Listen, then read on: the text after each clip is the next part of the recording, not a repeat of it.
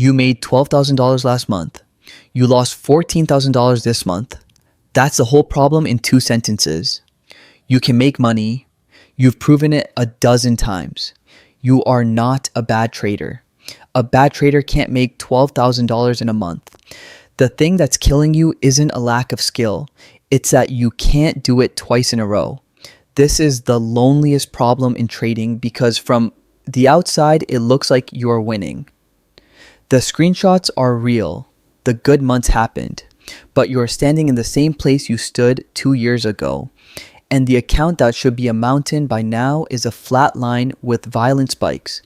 And nobody understands why because you don't understand why either. This is your life as every stage of the consistency problem. And the cruelest part is that the wins are what keep you stuck. Stage 1, the hot streak. Everything works for 3 weeks. You can't lose.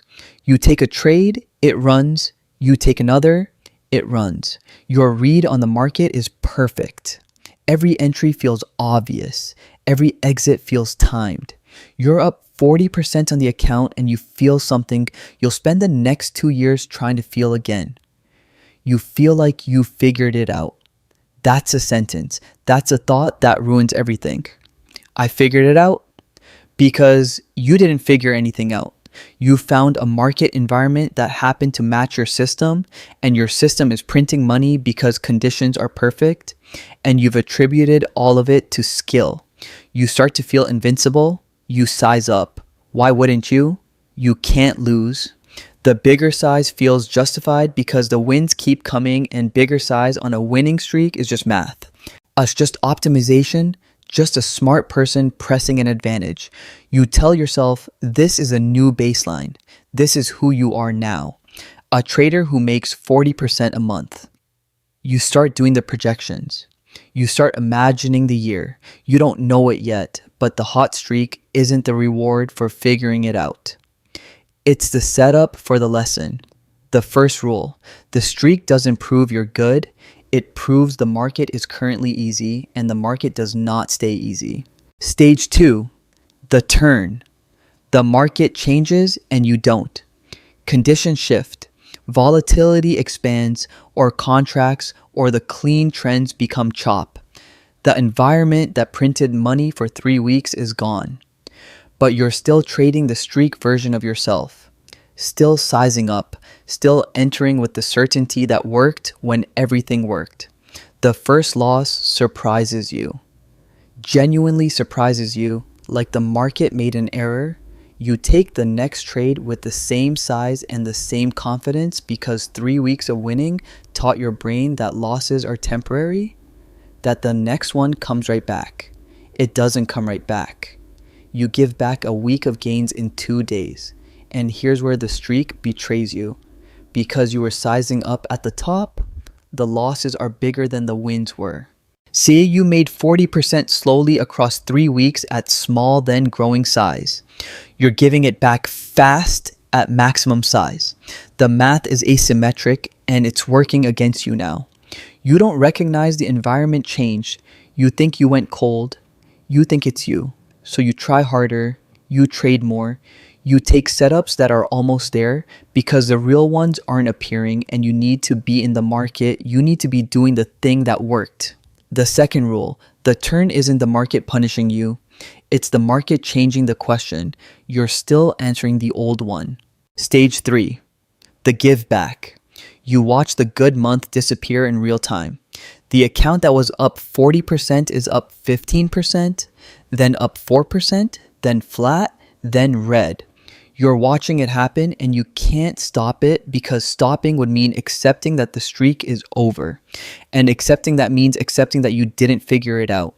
That you're the same trader you were a month ago. That the mountain you started building is rubble again. So you do the thing. You chase. You take the trade that recovers it all. Bigger than anything. Because if you can just get back to the high, back to up 40%, then the month is saved and the story is still. I figured it out and not I gave it all back like I always do. The recovery trade loses. Now you're red on the month. A month that was up 40% 3 weeks ago is down 10% today. a 50% swing.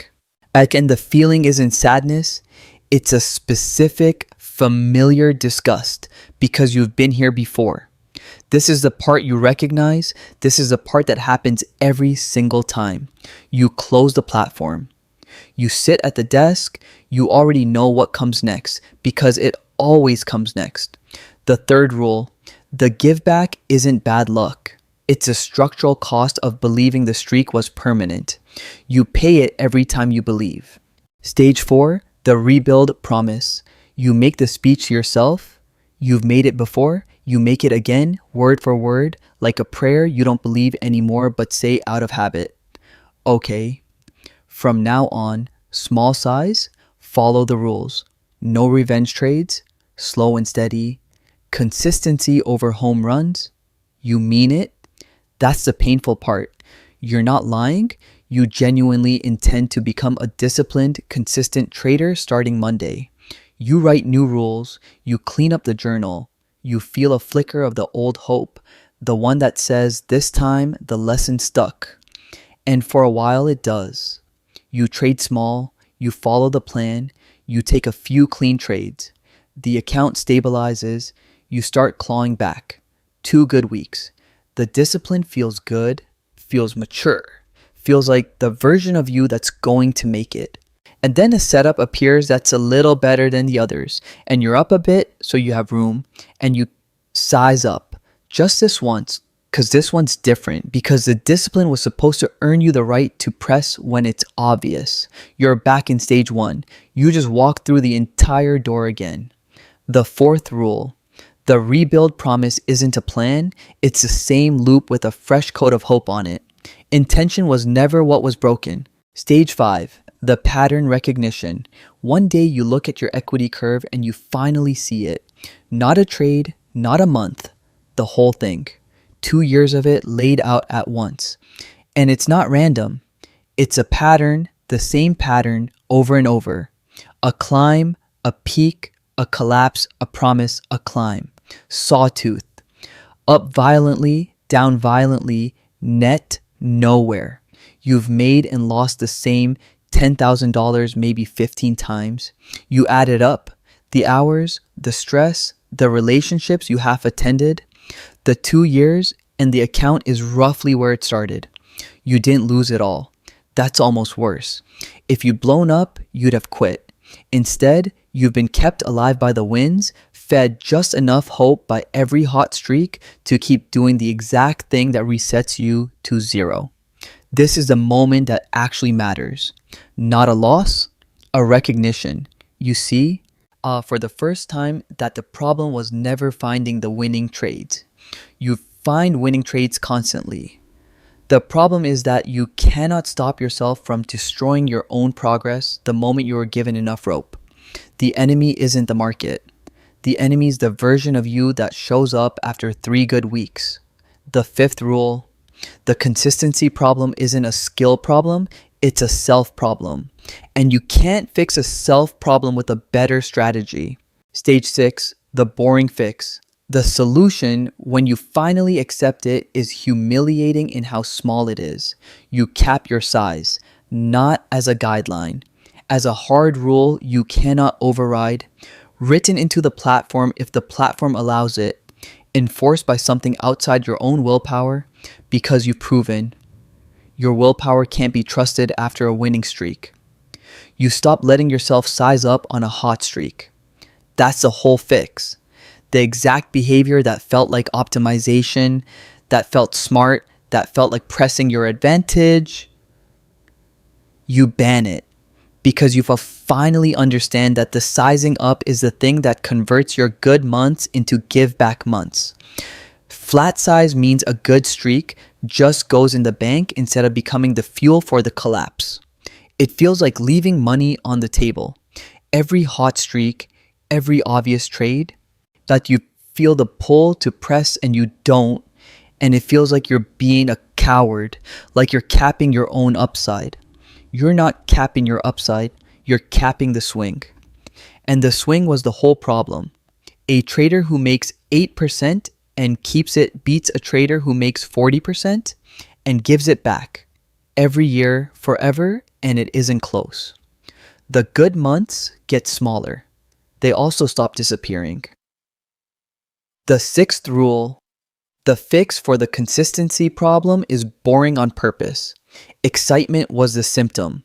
Boredom is the cure. Stage 7, the flat line that climbs. 6 months later, you look at the equity curve again. It's ugly.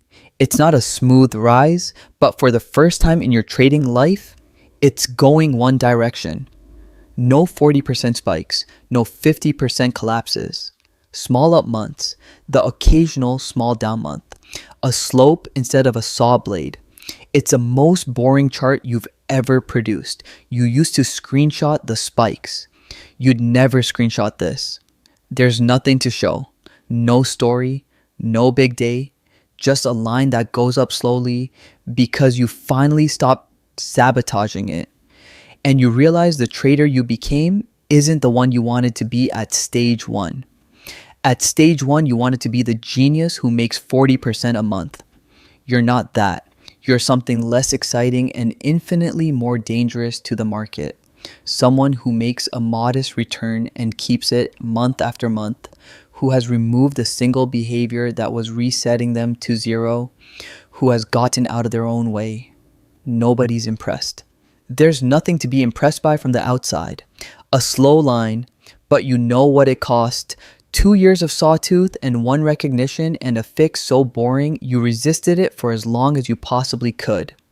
The consistency problem was never about being able to win. You could always win. It was about being able to survive your own winning. The 7th rule: consistency doesn't look like a great month. It looks like the absence of a terrible one, repeated until it becomes a life. Somewhere right now, someone is up 40% on the month. 3 weeks of everything working. They feel invincible. They're sizing up. They're doing the projections. They're telling themselves they figured it out. They think this is the breakthrough. It's stage 1. It's always stage 1. The breakthrough they actually need isn't the hot streak. They've had a dozen hot streaks. The breakthrough is the boring fix they'll resist for 2 years because it feels like leaving money on the table. The money was never the problem. You can make money. You've proven it again and again and again. The question was never whether you can win. The question is whether you can stop yourself from giving it back.